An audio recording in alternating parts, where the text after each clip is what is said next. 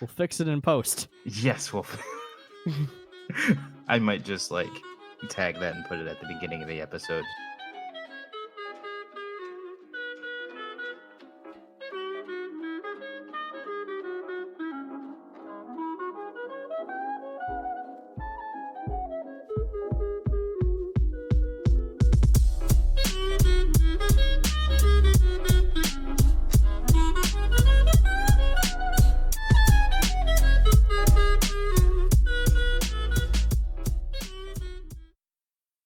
Welcome to Interview.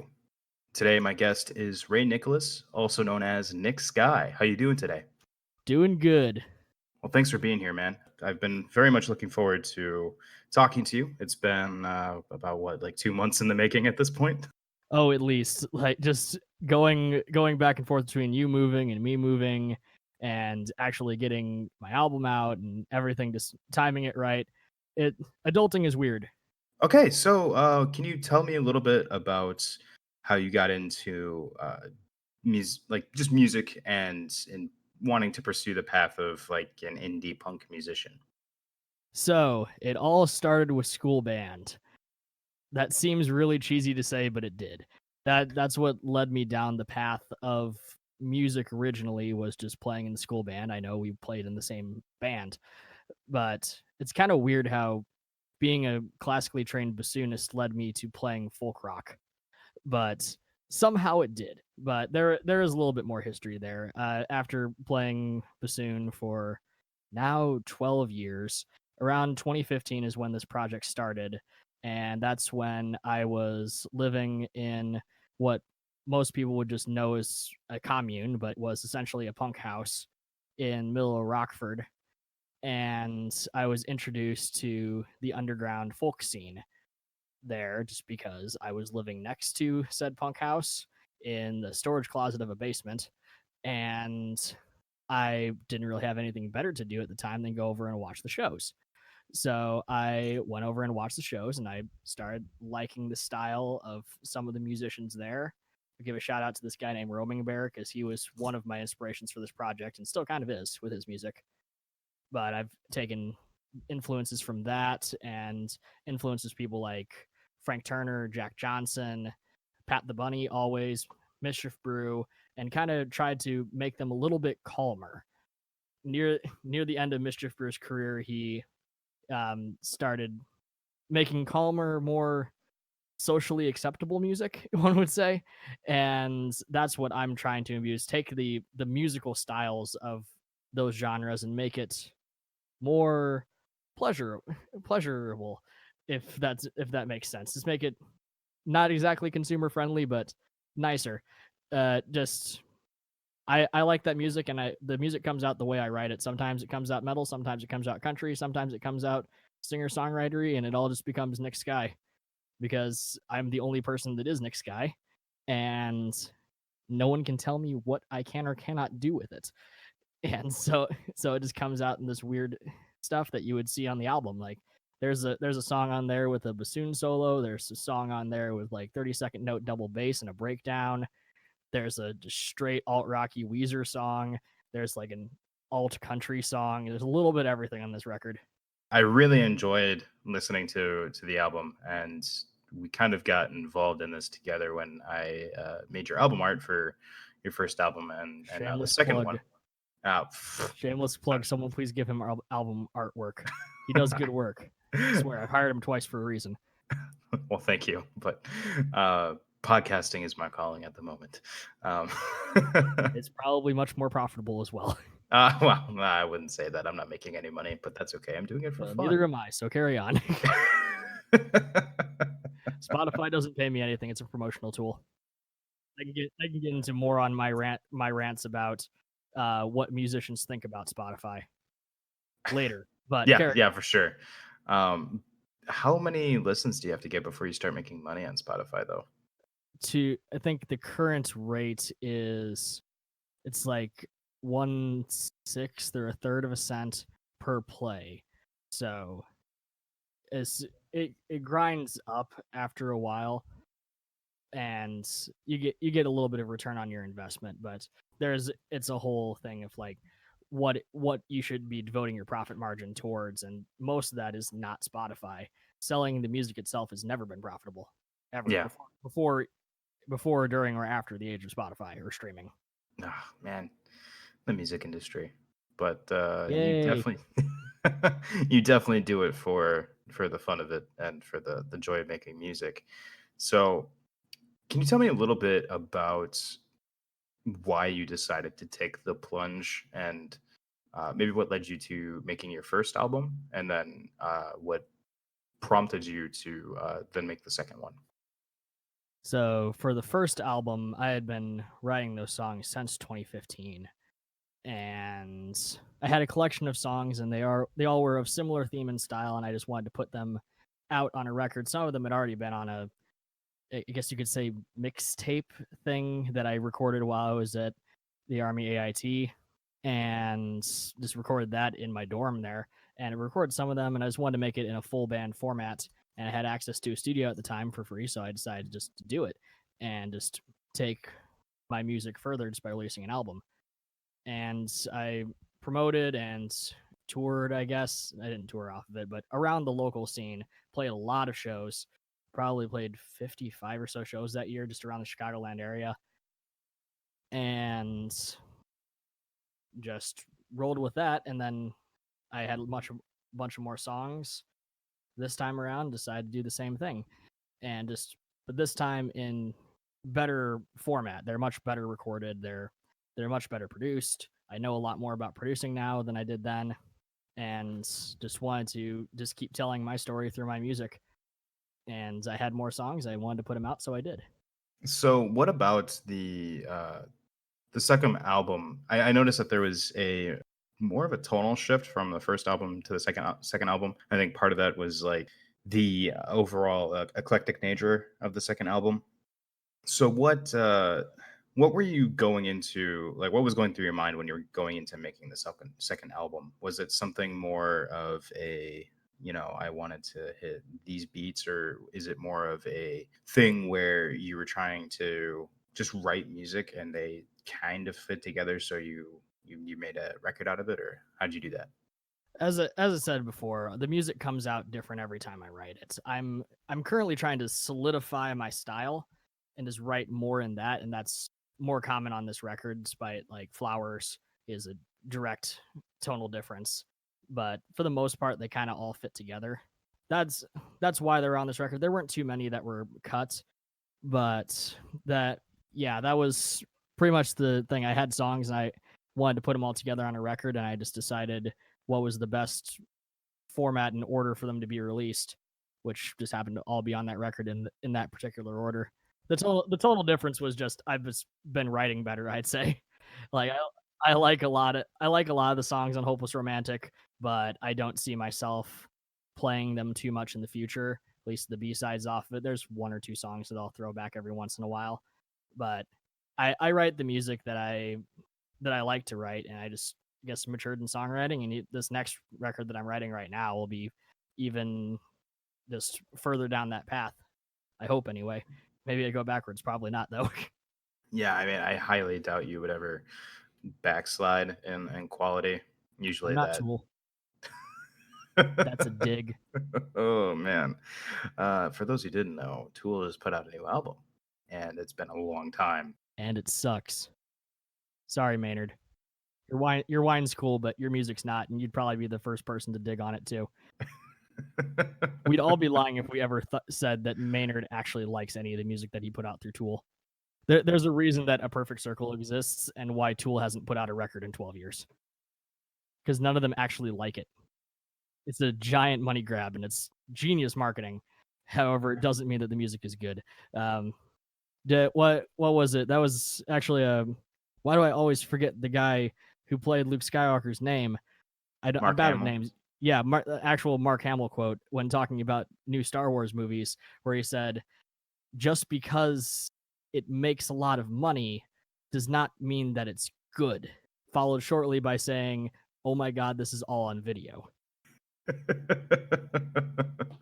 What what have we covered so far? I've already taken a dig at Tool, the new trilogy. The It'll probably, the list will continue, I'm sure. oh, I'm Um, sure. I'm opinionated, and you know this already, but I'm not opinionated without a cause. Hey, that's better than a lot of people these days. Um, Oh yeah. but before we go too far down the rabbit trail, so tell me about how you kind of came up with the name Nick Sky. Obviously, it's not your name. So what's the idea behind the Nick Sky persona? So the Nick Sky name comes from a what would seem meaningless thing. Like Nick Sky itself does not mean anything. It's not representative of anything. It literally came from my email address. But and the email address came from an Enter Shikari album.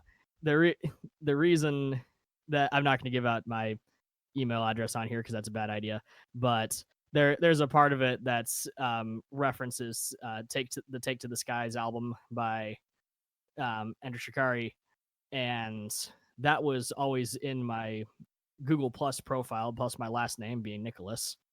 And I don't remember if I made it up because Google Plus wanted me to have a name back when we were trying to say that Google Plus was going to be a thing.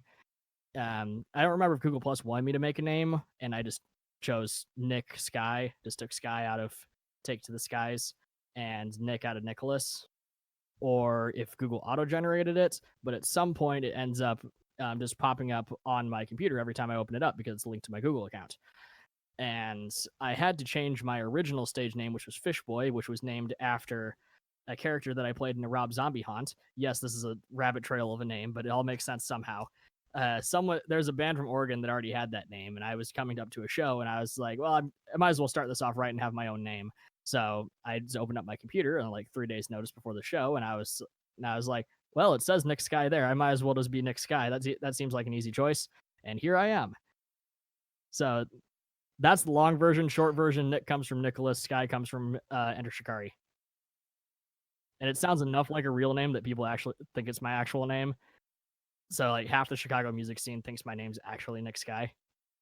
I've just started answering by it. I'm just like I don't want to give you this spiel every time you try to talk to me. Plus, people already kind of called me Nick to begin with, just because Nicholas.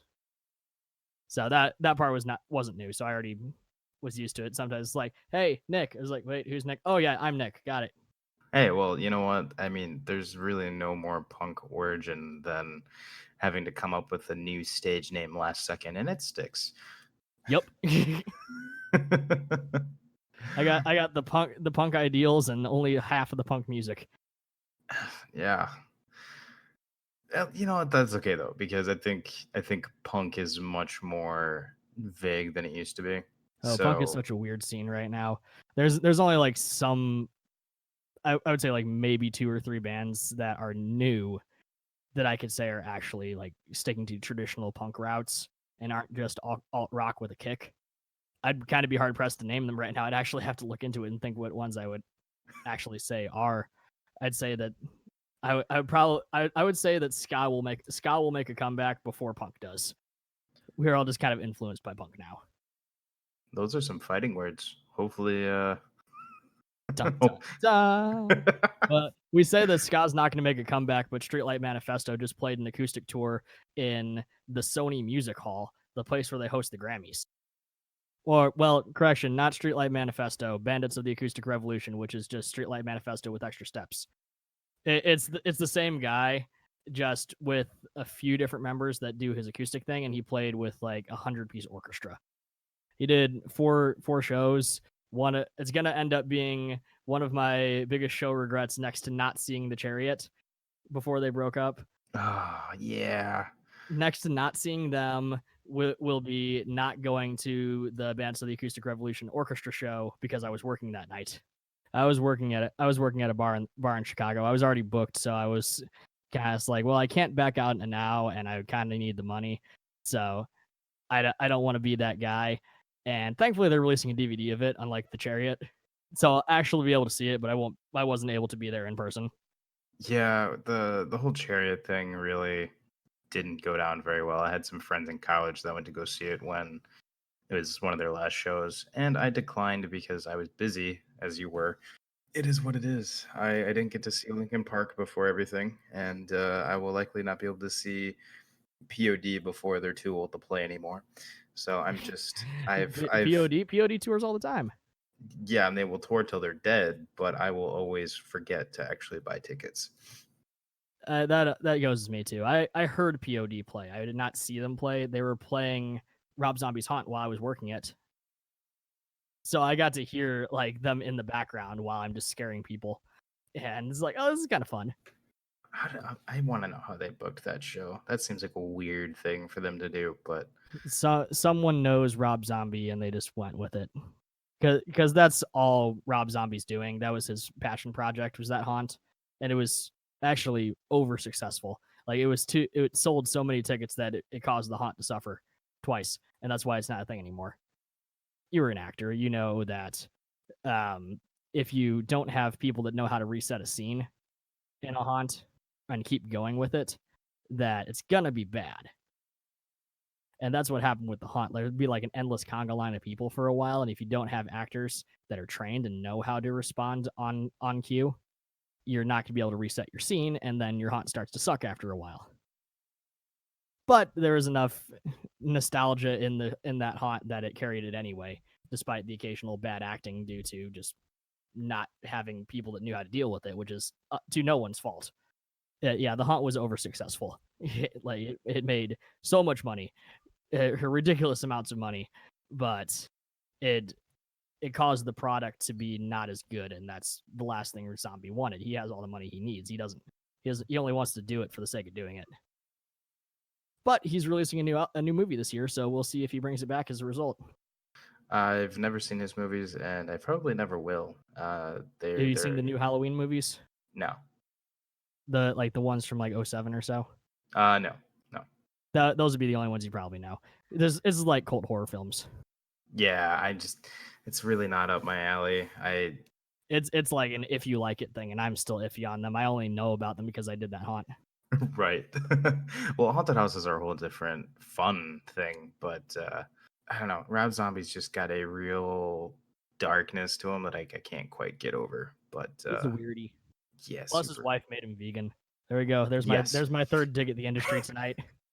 I can make my vegan jokes later. I'm just gonna go out there and say that Rob Zombie's wife made him vegan because she probably did. Oh man. And whenever in this interview gets dug up in the future, I'm not making friends with Maynard. I'm not making friends with Zombie, and I'm okay with that. Honestly, they're not up my alley anyway. I could just like bleep out their names, just scramble it. I'll let them think about me what they want to think about me. I'm not in their lane anyway. I'm not making metal. Yeah, you know what? Just remember though that Gary Vaynerchuk always says that you can't sell a good product and you can't have a good brand if you're not willing to take controversial stands. So there's your controversial stand. My controversial stance is that I don't like Rob Zombie's wife. I'm okay with that. I think she's weird, but sorry, Sherry, if you ever see this. Well, actually, not sorry. I still think you're weird. If you somehow come across this and you take offense to it that I don't like, that I think you're kind of weird, go bathe in your pools of money. It'll probably help. Why don't you walk me through your new album, starting with the kind of the name, how you came up with the name, and kind of walking me through the tracks. Let me pull up my track list here on Spotify real quick so I remember what order I put these things in. I'm bad at these things. So happy/sad comes from, it actually came from EPU as I was going to do with a local artist where we came up with that name, and it was supposed to be like that EP never ended up being a thing, and thus I took the name from it, made it the album. But it's like a contradiction of songs in the album. Like there's happier songs on the record, and then there's the sad songs on the record, and it kind of goes back and forth. But even the songs that are sad or the songs that are happy have undertones of the other emotion in there as well, which thus becomes the name. And the album art comes from, I really like Simple Plan, and and that's the artistic style of it. But track for track, as far as like song meanings or where it came from, I only really write when I'm inspired to. I don't try to like just churn out songs just for the sake of writing them. So when I write them, I usually have a reason behind it or something. So Get Better, the first song on the record, is a message to an old friend slash may have ended up being a relationship but never did of mine for the reasons that uh, she had some issues, and that's about all I'm gonna say about that right now. But she had some issues, and it has ended up being a but this is not going to be a good relationship or a healthy one at all unless we address these before you start. And didn't end up working out that way. So that was kind of get better is kind of my message to her. It's like, hey, I hope in the future you get better, but this is never going to be a thing. Off is about panic attacks. I can dissect it a little bit. Yeah, so off is just about just when you get in that little mental state where you don't really you you know what's going on. You're aware of it, but at the same time, you know that you can't force yourself out of it. You just kind of got to roll through it, just take the emotions as they come and just go with it. And there's a little bit of frustration there, and it's like I I know exactly why this is happening. I know how it is, and I can't do anything about it. Well, that sucks. I just gotta wait for it to go away. And in one of those periods, I wrote off and just wrote it about that as for a coping thing. And I felt like making it 21 Pilots esque, so I put piano in for the minimal piano I can play. That's about as far as it goes. Not gonna lie. No, that's all right as long as it works for you. Yeah. Flowers is behind the same inspiration as two other songs on Hopeless Romantic. To this date, the one topic that I've wrote the most songs about. That was about a person that we both knew and grew up with, John Barons. On the last record, Coming Home was a spoken word piece that was written about the whole thing surrounding John and what happened to him. And Sunrise was a follow up to that as a message of hope. And Flowers is kind of written, it was written about a year after. Mm-hmm. And that was what's the aftermath of this? What is the feeling and how do we go forward from it? And that's what that part of the song is written about. And there's a lot of like frustration. I wouldn't say angst in the lyrics, but like frustration, sadness, and that just resulted in the musical style. Like, we're both metal fans. I can see from your logo here that you got a Demon Hunter logo as your background on Discord, but we're all metal fans. So when I wanted to express those emotions, I just took a heavier approach to it. Sometimes you just got to throw a breakdown in the song because you just want to throw a breakdown in the song, and so I did. That's the inspiration behind it, was solely dealing with the suicide of a friend growing up that I had growing up, and dealing with it was Coming Home and Sunrise, and then the aftermath of dealing with it, like the feelings afterward, even if it's almost a year removed, that's the feelings are still there, and that's what Flowers was. Yeah. Also, to this date, the only song that actually has an explicit marker on my stuff, not because there are any swear words in the song itself. I try not to write with cursing. I just like to use my words better. But when I was recording the vocal take for that near the end of the scream, I just literally, I don't think I can swear on this thing, can I? And now it's family friendly. Family friendly. Well, I said the F word as I was done recording that. I was I did the last scream and it was like breaks. Ah, that's why it's there, and I liked the take like that, so I just kept it and had to put an explicit marker on. Honestly, I thought it was a nice touch with the tone of the song. You know, I'm That's not. why I kept it in. I was like, I'm not editing myself. I like how it was. Like I did that on the last record too with Freedom. Except it's me just saying yes, and that's not it. I guess it can be described as like the hopeful message of that song is why I was in there, but it was actually just because that vocal take took me literally like 5 hours to record, and I finally got it. And so that one was more of a message to myself. Like, yeah, good job, buddy. You did it. I did it. Go me. But moving on, Butterfly, to this date, I guess most successful song, not the most streams, but most successful in that it was placed in a movie that will be coming out whenever this guy gets his editing done. because just him. Shameless plug for that. It'll be called So Close Yet So Far from Falling Bear Studios out of Canada. I have not seen it yet. It's not out of editing. It's been in post for like a year now, but it will eventually be coming out. I signed the paperwork for it and everything, and I've seen the song in the clips, so it'll be in there, and hopefully that movie gets some traction. But Butterfly is written about two of my friends and just observing them through issues that they were going through at the time. There's one verse per each friend, and then the chorus is kind of like a message to them to come out of their shells and just embrace how much they could be as long as they just face what they have going on and just like hope for that. And the bridge in it is just a message to them is like, hey, this is going to get better. It will get better. It will be good in time. And eventually you're just going to look back and think, why'd you ever worry about this? I think I actually said that in a much more poetic way in the song. Like one day you look out your palace doors and wonder what you ever worried for or something like that. And yeah, that song is kind of short, sweet, to the point. The butterfly metaphor is kind of like coming out of the chrysalis, kind of to embrace what you are now. I do a lot of metaphors and stuff with writing, but it's nothing too cryptic. I'm not Maynard. Sorry, Maynard. I like your stuff, just not this stuff. You've been on the mind lately.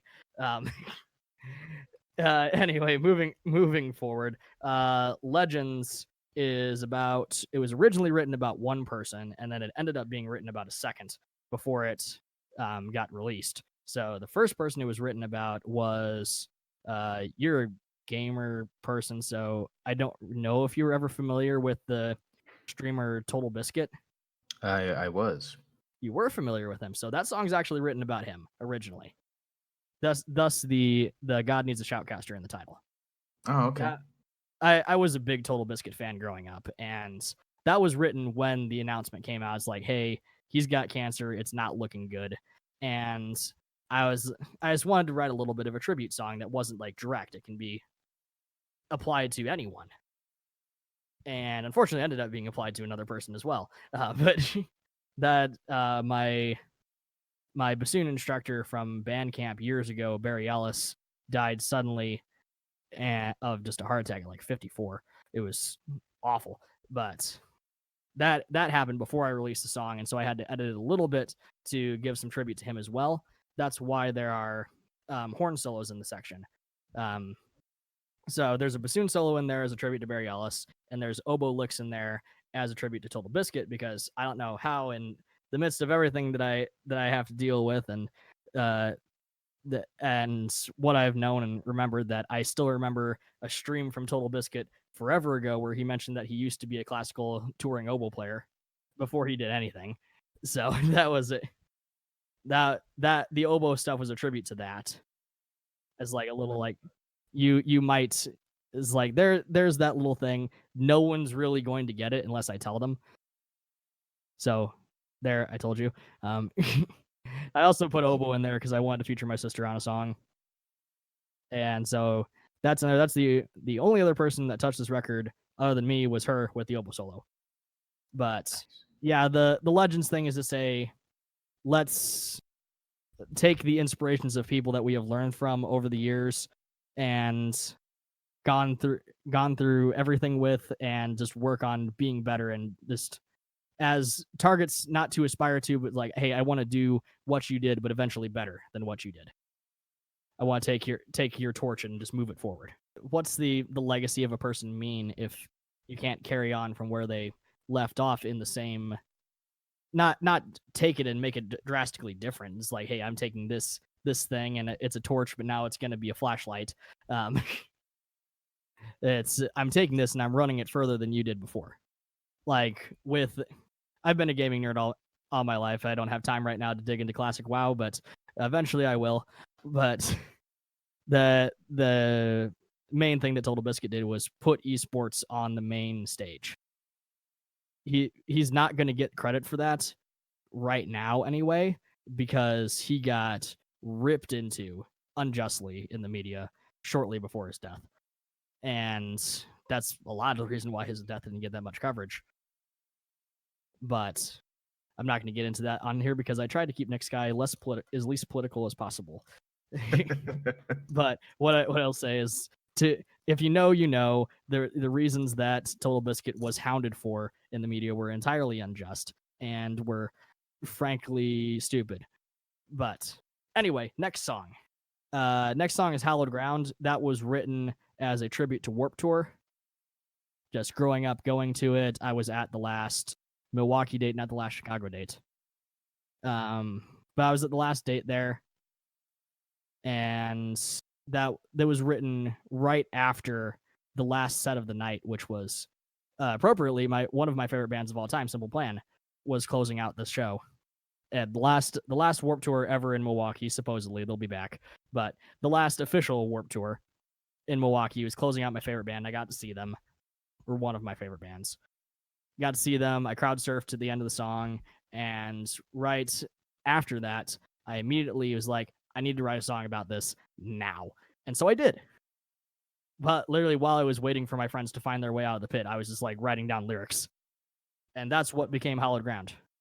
It's like it's those moments that have some of the most impact in creative construction, like when you just can find a pad and paper, or in the case of, you know, the invention of the cell phone and the note taking app, like just jotting down those ideas right when you have them. That's what I try to do. We actually just talked about that topic on my other podcast about content creation, and taking notes as soon as you get an idea can like train you to kind of temper those ideas immediately and make them viable to like leave breadcrumbs for yourself later. You know, it's great when you get the chance to be able to do that, and it's especially good when it works out well for you and ends up on an album. Yeah, definitely. I've been trying to train myself to do that because I try not to include lyrics that I wasn't like inspired to write, and just like force myself to write a song. And that kind of goes into the next song as well, because that Lighter seems like a breakup song and it's not. Lighter, like what was your impressions of that song, because you're never going to guess what it's written about. I personally thought it was a breakup song. That's just Good. That was the goal. It's supposed to sound like a breakup song, but it's not. So slight there's slight background to this. Due to family history, I get these things called sebaceous cysts that grow over my body and tend to be annoying. They don't really do anything. They're like little benign tumors that grow everywhere, just about the size of a golf ball, and just stick around and be annoying. So every once in a while, I have to get them removed, and it sucks. And they do that while you're awake, and they just dig into you, you take it out, and you just end up on a lot of anesthesia for a day or so. And the Lighter was written about that. So there's a lot of, once you dig into the lyrics, knowing that, and there's like little subtle, almost like puns that are in there, because I wrote that while I was like coming off of anesthesia. oh I gosh. was like, how do I write about this? Because I feel like not good right now, and I want to use these emotions for something, but no one's going to relate to this at all. So how do I make this relatable? And so I wrote it in the form of a breakup song, and that's why Nemesis is in there, because I kind of it, because it sounds slight because cis sounds slightly like cyst. So yeah, it's written about medical stuff, but but it sounds a lot like a breakup song. So take it as a breakup song. That's going to make it a lot more relatable, but that's what the song's actually about to me. But the wonderful thing about music is that you can write a song that's something entirely else to you, and someone can take it a completely different way and get some meaning out of it, and that's the beautiful part of it. If I wanted to be like more Oasis than I generally like to be, there's my other dig at the industry. If I wanted to be more Oasis than I generally like to be, I could just be like, it's actually about this, but maybe that is also a metaphor for something else. And it's up to the listener to figure out exactly what it is and what my genius artistry has constructed. Nah, it was written about like one thing. You take it whatever way you want it to. So real quick before we move on to kind of the creative process and where you're going, what is what's your favorite song on the album, and what's one that uh, was the most closely tied to your overall like state? Like which one still makes you emotional and which one is like your favorite overall? Most emotional song to play is Still Flowers. Yep. I that one is that's the most emotional song on the record for me. Like the the bridge in there is not like metaphorical. The whole flowers still smell like funerals to me. I legit don't like the smell of flowers because of that. I've been to so many funerals growing up that I just like somewhere in my mind I just like flowers are associated with funerals and I don't like them. So to any future relationships out there, just give me chocolate instead. Just like skip the whole flowers thing. I'm not a fan. But so that one's the most emotional on the record for sure. My favorite, oh, favorite to play live is probably Life in Slow Motion. If I'm being honest, probably because I don't get to do it very often, just because it's in a completely different tuning, and it's tuning out of that and then tuning up to another, tuning back up just for every other song on the record is usually takes up too much time in the set list for me to do it. But I just like that song. It takes me back to my roots, you would say, and that's the one that I like playing the most. Um, so that's like one I like playing the most live. Just about to start playing it there for a second because I'm scrolling through the set list on Spotify. Um, that would be bad. But my favorite on the record, going back and listening to it, I really like Reminiscing, and I really like Legends, and I really like Get Better. Um, it would really depend on the day which one would be my favorite. But if I had to pick between those three, I'd probably go with uh probably Reminiscing or Legends. I'm bad at this, but I like it's hard to like take all the stuff you made and just like, hey, I like this thing the best. It depends on the day, as with anything. But personally, favorite song on the record, probably Reminiscing, I would say. How is the show playing process going and the promoting of your most recent album? And what do you plan to do in the future? Do you have any plans? Have you been trying to work that out, or are you kind of um, just kind of rolling with it for now? Uh, at the moment for like local shows, I'm kind of rolling with it. I am planning shows. I have some that are coming up. I'm leaning more right now into incorporating this original music into cover shows that I do. I play country cover shows around the area because honestly, they pay better. I can actually make money at them as opposed to doing original shows most of the time, and just transferring my original music over slowly through that. And that's the business model right now for local shows. As for strictly original shows, the process is somewhat the same. I'd still be doing cover shows, but I want to get into doing fly out shows. I'm running numbers right now to see if I can feasibly do it and not lose too much money at it, or if I can even make money at it.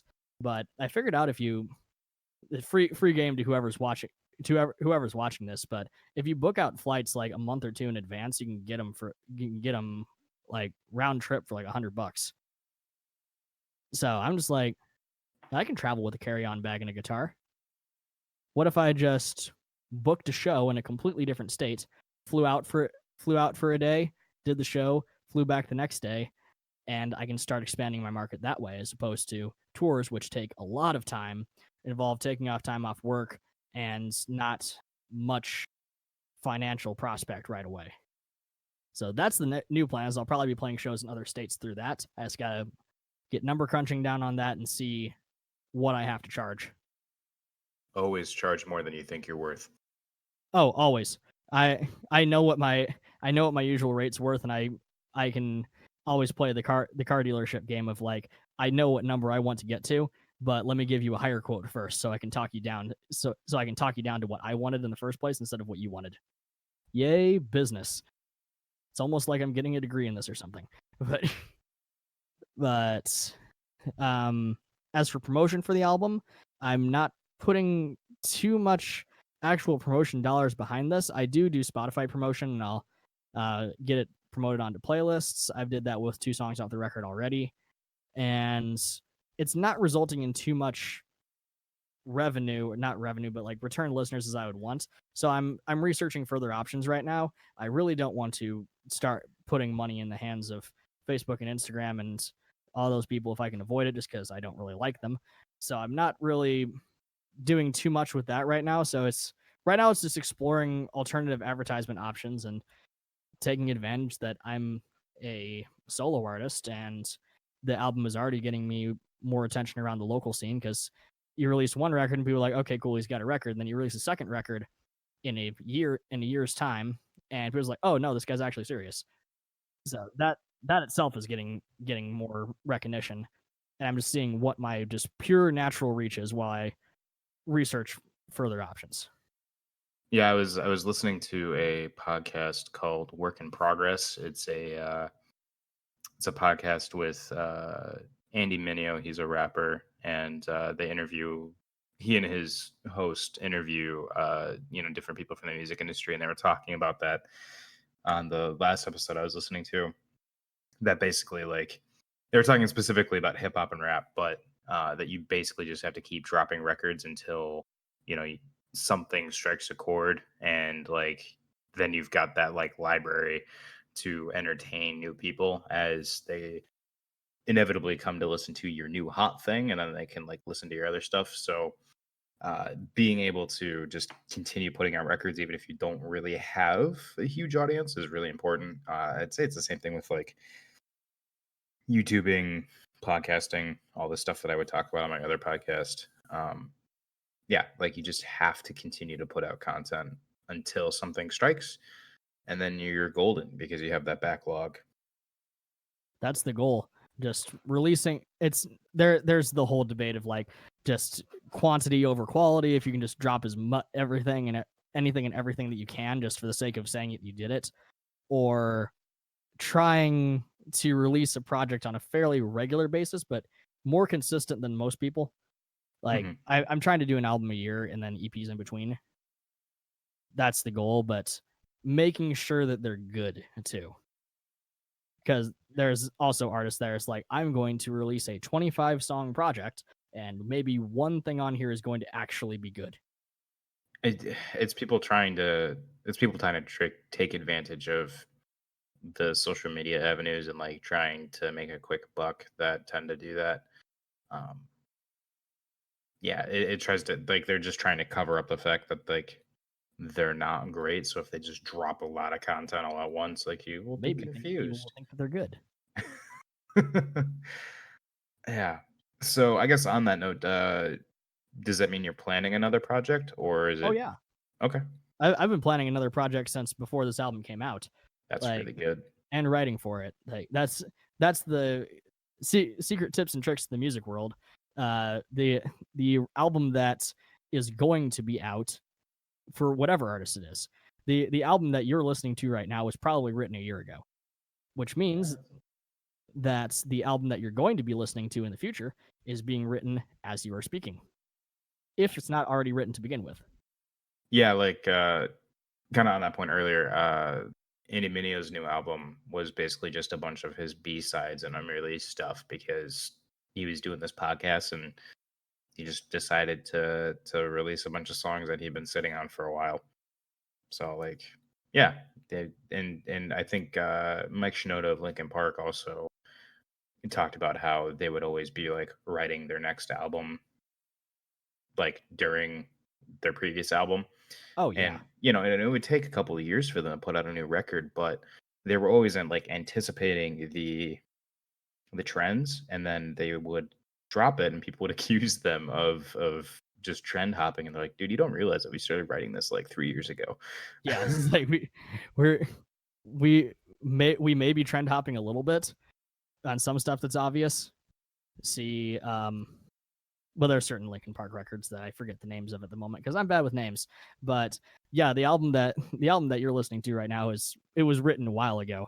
Like I wrote Get Better like last summer, and the other songs around similar timelines. I think what was the last song that I finished for this? I think the last song was probably I would have to look back in my notes to see exact timelines, but I think it was Life in Slow Motion, and that was still written like 6 months before this project came out. And everything it's just for consistency sake. So you can be like, I know this music's good. I don't have to rush it. It's already done. And now that this thing is done, I can go into writing new stuff while I'm doing this. Efficiency, so to say. So, if you had any little sneak peeks into what your next album is going to be like, and since you've said that you've been writing, what's something that anybody who's listening to this should like look for in a year from now on your next album? So within about 6 months from now, hopefully, my time providing, because I'm a very busy person, you can expect a. If you liked Coming Home on the last record, you can expect a whole EP of stuff like that. Just strictly spoken word. Some of it will be no vocals, or not no vocals, but no instrumentals. Just all spoken word. There'll probably be one or two songs that have instrumentals, but I just have enough of those pieces built up that I just want to release them all at once. So you can expect something like that. Okay. And as for that, I'd say the next planned album is either going to be a concept record or it is going to be another record like Happy Sad while I'm preparing for said concept record. Just depends on what ends up getting written first and what makes sense at the time. But there is a concept record in the works, and there is the spoken word thing is going to be the next thing that comes out. That's the next thing that's going to get recorded. And then I guess I already have like 2 different album ideas in the works as it is. I'm always working on new stuff. But stylistically, I'm not going to know till I record it, so I can't tell you much there. I have ideas of where I want to take it, but I don't know what's actually going to work out once I start throwing stuff at the wall. Yeah, that's all right, man. I mean, as long as you're staying busy and you've got new ideas, then you're basically all set. That's half the battle. Yep. Just getting it all done is the thing. I also don't think I'm going to self-produce this next record. Well, parts of it anyway. I kind of want to let someone else take the reins of it. But it'll still be self-written, self-recorded, self-everything. But I kind of want to get another producer's perspective on it. So that may be a new thing for the next record. Okay. Do you have anybody in mind that you'd want to partner with? It depends on who I can afford. Yeah, I'm being real there. I'm still a college student. Yeah. I'm a more business-oriented college student who generally tends to know how to budget and do business better than your average person, but I am still a college student. There's 4 days out of the week that I just can't work because classes. Right. So whoever I can afford. I do want to kind of save up and go do something at Sun Studios in Memphis because I was able to visit there, and just for the sake of saying that I did something there, I want to do something. Well, I wish you luck in that endeavor. I think, being as charismatic as you are, you probably can meet the right people to make that way happen. Oh, you can book Sun Studios just by asking them. They're still a functioning studio. They're as expensive. Exactly. So do you have any final thoughts before we close out? Final thoughts on what? This is like on the record or on the anything? Is this the On Schmigel anything. Sports section? Anything. On anything. Let's see.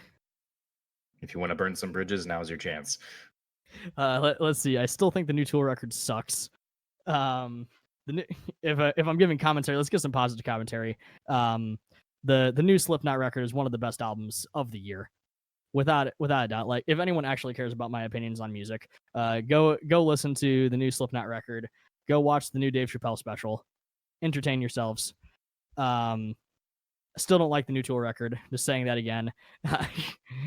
Why? Because I felt like it. But and go listen to my record if you like just weird stuff that comes out of my head. You like folk songs with bassoon solos. You like piano songs that are definitely not 21 Pilots, but still really sound like 21 Pilots, because I really like 21 Pilots. You like stuff like that. You like just emo, alt rock, folk stuff that I just like to do.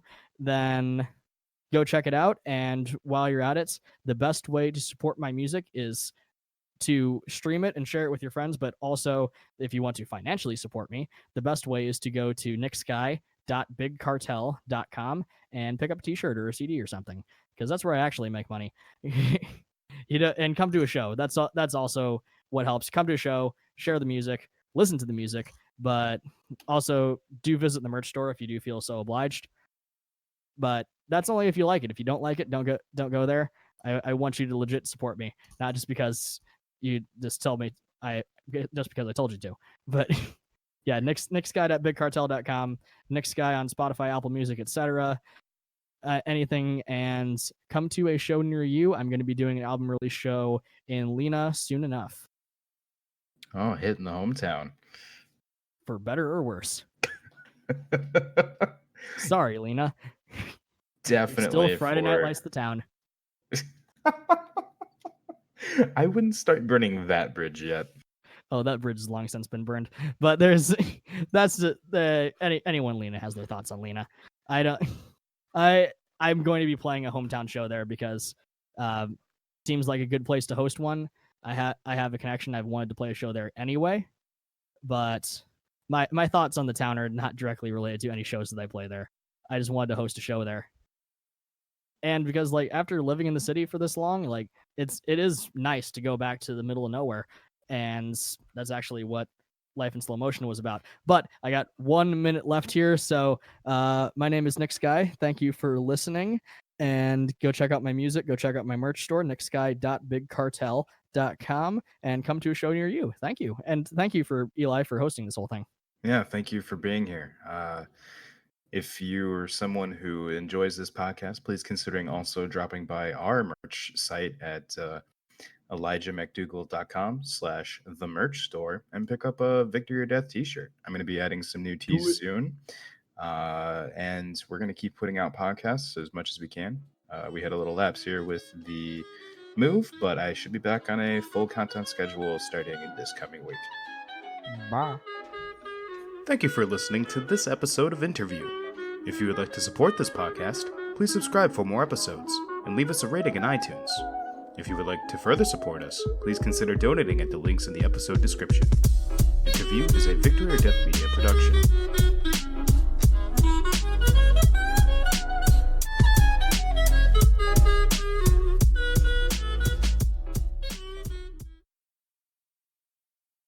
Well, that went well. Yeah, I thought it did too. My apologies for the cat. As we said, we'll fix it in post. Yep, we will fix it in post. Alyssa didn't start walking across your keyboard or anything. No, she tried. I picked her up and just tossed yeet her the out. cat. It would help if I could turn this recorder off. in the we're still recording. While we're talking about it, if we want to just start burning bridges in here, if a cat walks up on your keyboard, you can straight up bowl a cat. So just overhand throw directly, it'll be fine. No, I'm not doing that to my poor cat. She's been through enough, you monster. Been through the whole move and just gets yeeted.